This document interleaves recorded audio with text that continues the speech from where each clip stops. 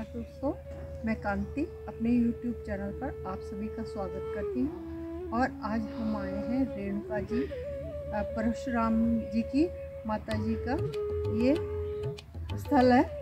और अब हम पहुँच चुके हैं पार्किंग में।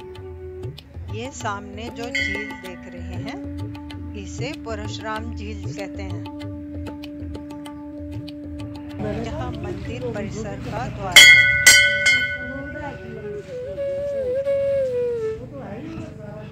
देखिए कितनी सारी बड़ी बड़ी मछलियाँ हैं, इनको लोग दाना देते हैं और ये धार्मिक स्थल है, इनको पकड़ना मना है।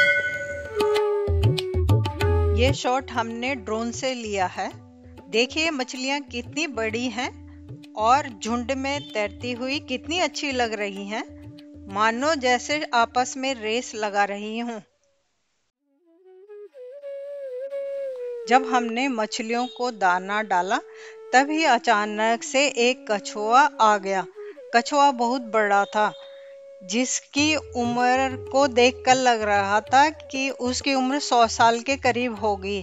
कछुए को देखकर हम सब बहुत खुश हुए, क्योंकि इतना बड़ा कछुआ हमने पहली बार देखा था। हमने यहाँ पे जूते चप्पल उतारकर मंदिर में प्रवेश किया। हम मंदिर के आंगन में पहुंच चुके हैं। ये सामने जो आपको पीला और लाल मंदिर दिखाई दे रहे हैं, ये भगवान परशुराम जी का मंदिर है। और जैसे ही हम उल्टे हाथ को जाते हैं तो ये सामने भगवान विष्णु का मंदिर है, जहां पर कि उनके सारे अवतारों की मूर्ति है। ने यहाँ पे भगवान विष्णु जी के सभी अवतारों के दर्शन किए। यह उस शिला का पवित्र भाग है जिस पर बैठकर हजारों वर्ष भगवान परशुराम जी ने तप किया था। यह शिला उस समय विशाल हुआ करती थी। हमने पंडित जी से माँ रेणुका जी के बारे में पूछा तो उन्होंने हमें इस प्रकार बताया। पंडित जी ने हमें बताया, रेणुका और नैनुका 2 बहनें थी। माता रेणुका का विवाह ऋषि जमदग्नि के साथ हुआ था।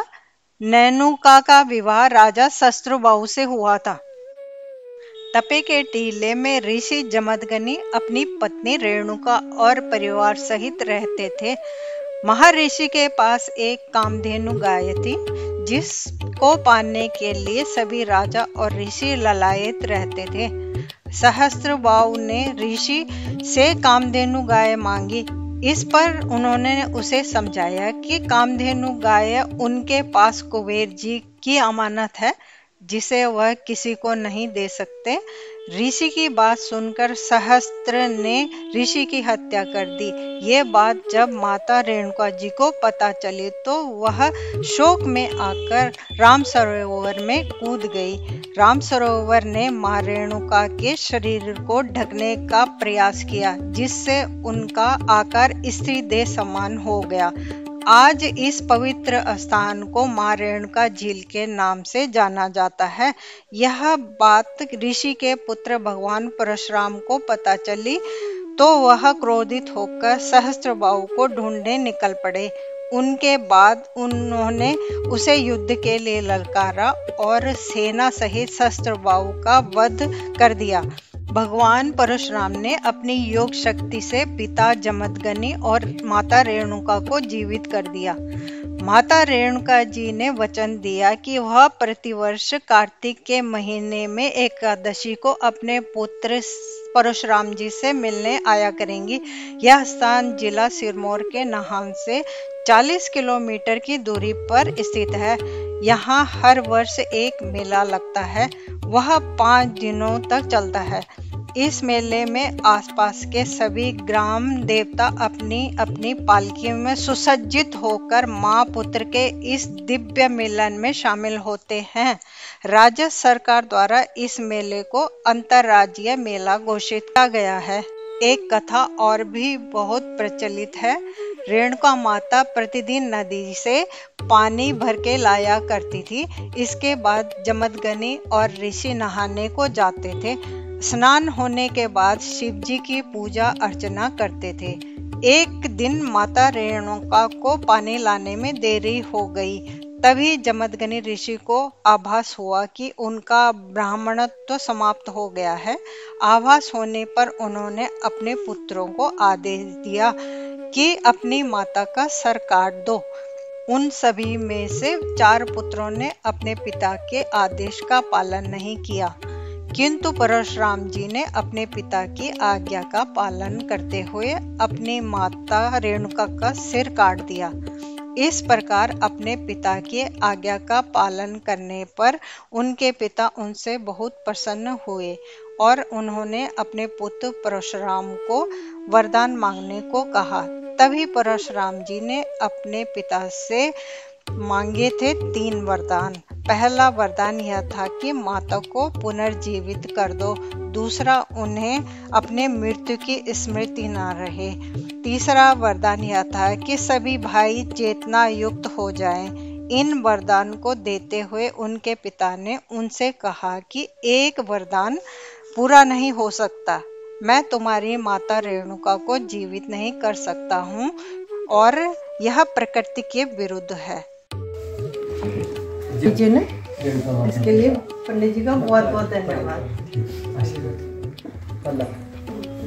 आपको उन्होंने बोला कि विभूति ले जाना है यहाँ से, तो हम ये विभूति ले जाते हैं।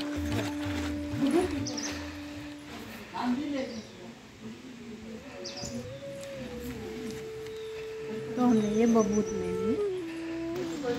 जहाँ हमने अभी दर्शन किए वो परशुराम जी का मंदिर था। अब आए हम माता रेणुका जी के मंदिर, तो चलो आपको दर्शन करवाते हैं। ये है माता रेणुका जी, आओ इनको प्रणाम करते हैं और इनका आशीर्वाद प्राप्त करते हैं। जय माता रेणुका जी।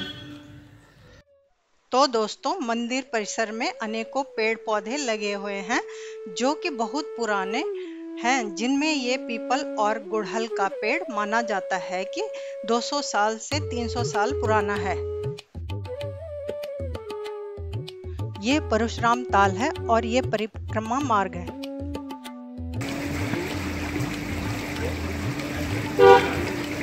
ये जो सामने आप झील देख रहे हैं, यह वही पवित्र रेणुका झील है और ऊपर से देखने में यह झील एक लेटी हुई औरत की आकृति सी दिखाई देती है। इस झील में अनेकों मछलियां और कछुए भी हैं और यहाँ पर बोटिंग भी की जाती है। रेणुका झील की कुल क्षेत्रफल 3214 मीटर है।